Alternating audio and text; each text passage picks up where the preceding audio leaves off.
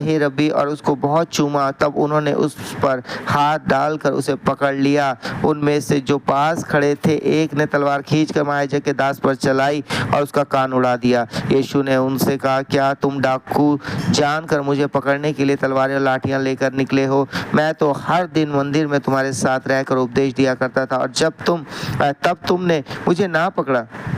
तो यह इसलिए हुआ है कि पवित्र शास्त्र की बातें पूरी हों। इस पर सब चेले उसे छोड़कर भाग गए। एक जवान अपनी नंगी देह पर चादर ओढ़े हुए उसके पीछे हो लिया, और लोगों ने उसे पकड़ा, पर वो चादर छोड़कर नंगा भाग गया। महासभा के सामने यीशु।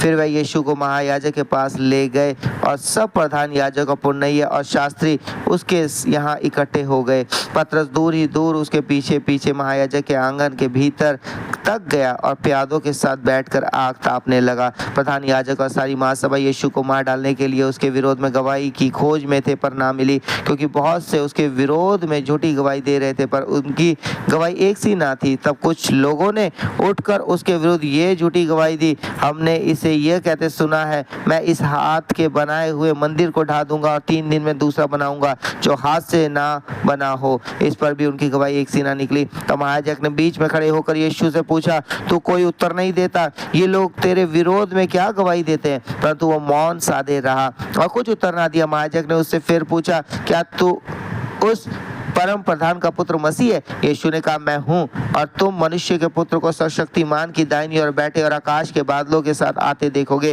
तब महायाजक ने अपने वस्त्र फाड़ कर कहा, अब हमें गवाहों का और क्या प्रयोजन है? तुमने ये निंदा सुनी, तुम्हारी क्या राय है? उन सब ने कहा कि ये वध के योग्य है। तब कोई तो उस पर थूकने और कोई उसका मुंह ढांकने और उसे घूंसे मारने और उससे कहने लगे, भविष्यवाणी कर। प्यादों ने उससे पकड़कर थप्पड़ मारे। पतरस का इनकार। जब पतरस नीचे आंगन में था तो महायाजक की दासियों में से एक वहां आई और पतरस को आग तापते देखा, उसे टकटकी लगाकर देखा और कहने लगी, तू भी उस नासरी यीशु के साथ था? वो मुकर गया और कहा, मैं ना ही जानता और ना ही समझता हूँ कि तू क्या कह रही है। फिर वो बाहर डेवड़ी में गया और मुर्ग ने बांग दी। वो दासी उसे देखकर उनसे जो पास खड़े थे फिर कहने लगी, ये उनमें से एक है, परंतु वो फिर मुकर गया। थोड़ी देर बाद उन्होंने जो पास खड़े थे फिर पतरस से कहा, निश्चय तू उनमें से एक है, क्योंकि तू गलीली भी है। तब वो धिक्कारने और शपथ खाने लगा, मैं उस मनुष्य को जिसकी तुम चर्चा करते हो नहीं जानता। परंतु तब तुरंत दूसरी बार मुर्ग ने बांग दी। पतरस को बात जो यीशु ने उससे कही थी स्मरण आई। मुर्ग के 2 बार बांग देने से पहले तू 3 बार मेरा इनकार करेगा। और वो इस बात को सोचकर रोने लगा। तो परमेश्वर दस पढ़े हुए चुने सुने हुए कलाम के दम सबको बहुत बहुत आशीष करे। आइए अपने सर को झुकाएंगे मेरे प्रियो, अपनी आंखें बंद करेंगे। हालेलुया, धन्यवाद धन्यवाद धन्यवाद। इब्राहिम इसाक और याकूब के पिता परमेश्वर मसीह शुना से स्वर्गीय पिता, आपके जलाली चरणों के सम्मुख आते हैं प्रभु। आज का जो वचन पढ़ा गया इसके द्वारा प्रभु हमने सीखा है कि हमें जागते रहने और प्रार्थना करने की अत्यंत जरूरत है।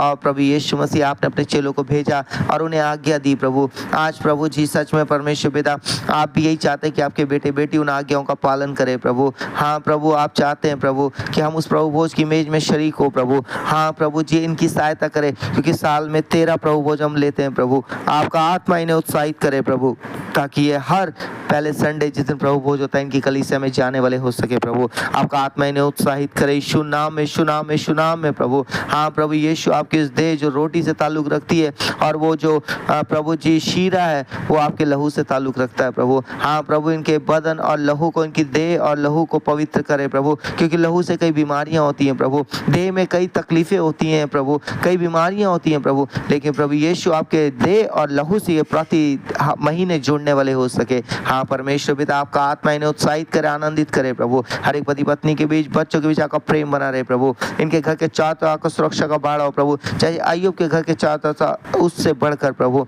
हाँ प्रभु, प्रतिदिन जो ये वचन सुन रहे पढ़ रहे हैं प्रभु, इन्हें उत्साहित और आनंदित और आशीषित करे प्रभु। और ये हफ्ता, ये महीना इनके लिए आशीषित महीना होने पाए प्रभु। हाँ प्रभु जी बंद द्वारों को इनके लिए खोले प्रभु, आपका आत्मा इनकी अगुवाई करे प्रभु। पहला कुरिन्थियों 3:16 में लिखा, रोमियो 8:9 में लिखा, परमेश्वर का आत्मा जो तुम्हें वास करता है प्रभु, वो आत्मा इनकी अगुवाई करे प्रभु, ताकि सही फैसले अपनी लाइफ में लेने वाले हो सके प्रभु। यीशु नाम में, यीशु के नाम से पिता आपका आत्मा इन्हें सुरक्षा दे प्रभु जी, इनके काम को आशीषित करे, जब ये काम पे आते जाते हैं सुरक्षा दे प्रभु, हर एक नुकसान खतरे से बचाएं प्रभु जी, सही फैसले लेने के लिए इनकी मदद करे, अगुवाई करे प्रभु। इन अंतिम दिनों में प्रभु आपका आत्मा इनकी अगुवाई करे प्रभु, ताकि दुष्ट की युक्तियों को पहचान कर समझ को उसे विफल करने वाले हो सके। यीशु नाम में प्रभु पवित्रता का जीवन दे, व्यभिचार पाप से बचाए, गलत फैसले गलत कामों से बचाएं प्रभु। यीशु के नाम से, होली गोस्ट फायर के थ्रू, यीशु नाम में, यीशु नाम में, यीशु नाम में, यीशु के नाम से प्रभु। अगर जो बीमार है स्वस्थ उन्हें भी छू लो, चंगाई दो प्रभु। जिनको ऑपरेशन होने वाला है प्रभु उन्हें भी छू लो प्रभु, उनके ऑपरेशन को सफल करे, जरूरतें पूरी करे, कर्ज मुक्त जीवन दे प्रभु। अपना घर जो बनाना चाहते हो उसके द्वार खोले, जो रेनोवेशन करना चाहते हो उसके द्वार खोले, जो जमीन लेना चाहते हो उनके द्वार खोले प्रभु। जो किसी ऐसी परिस्थिति में फंसे उनके लिए माध्यम बनाए प्रभु, उन परिस्थिति से उन्हें बाहर निकाले, बंद द्वारों को उनके लिए खोल दे प्रभु। यीशु के नाम से, यीशु के नाम से पिता आप उनकी सहायता करें प्रभु। आज दिन भर संभाले, सुरक्षा दे प्रभु, रात भर संभाला है, प्रातःकाल की रोशनी दिखाई, धन्यवाद प्रभु। आज दिन भर भी उन सबको सुरक्षा दे प्रभु, और आपके हुजूर बने रहे प्रभु। ये प्रार्थना यीशु के नाम से मांगते हैं, आमीन आमीन। सबको प्रभु आशीष दे, सबको जय मसीह की।